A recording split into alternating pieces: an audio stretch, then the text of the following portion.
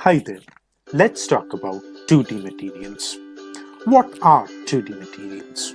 Well, as the name suggests, a material in which two dimensions are much larger than the third are called 2D materials. Let's take this example. Clearly, only the thin sheet has two dimensions larger than the third. This sheet can be formed by isolating it from the bulk sheets.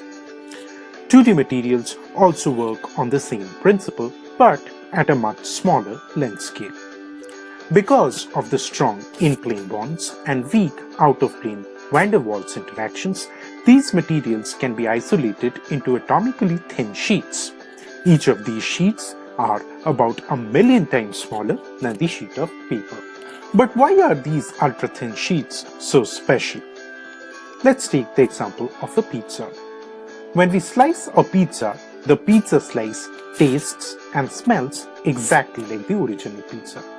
2D materials, when sliced or thinned down to monolayer limit, show far superior properties than the bulk counterparts, thus making them much more important for applications.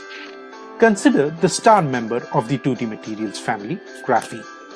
While graphite, which is the bulk counterpart, is brittle and opaque, graphene is strong, transparent, and flexible. Additionally, graphene is an excellent conductor of heat and electricity, and at the same time, it is biodegradable.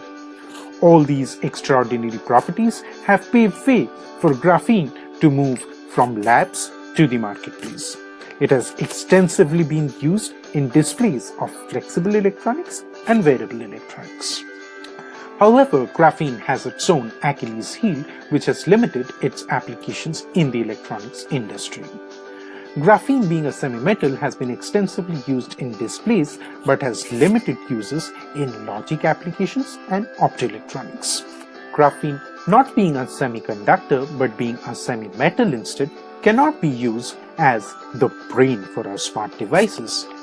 Thankfully, other members of the 2D materials family like molybdenum disulfide and tungsten disulfide are direct bandgap semiconductors and can potentially replace conventional semiconductors, allowing for thinner, smarter devices. These materials have been used for making photodetectors, atomically thin p-n junction diodes, and even integrated circuits.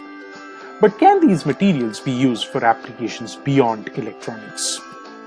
2D materials are layered materials and hence have the potential to store charge between the layers. This opens up applications of these materials in batteries and supercapacitors. Indeed, supercapacitors made from 2D materials can potentially charge your cell phone in seconds. Isn't that amazing? 2D materials are all surface and have immense potential in catalysis.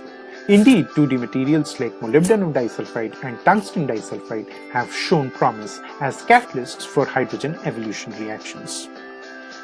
2D materials for hydrogen production can ensure access to cleaner fuel.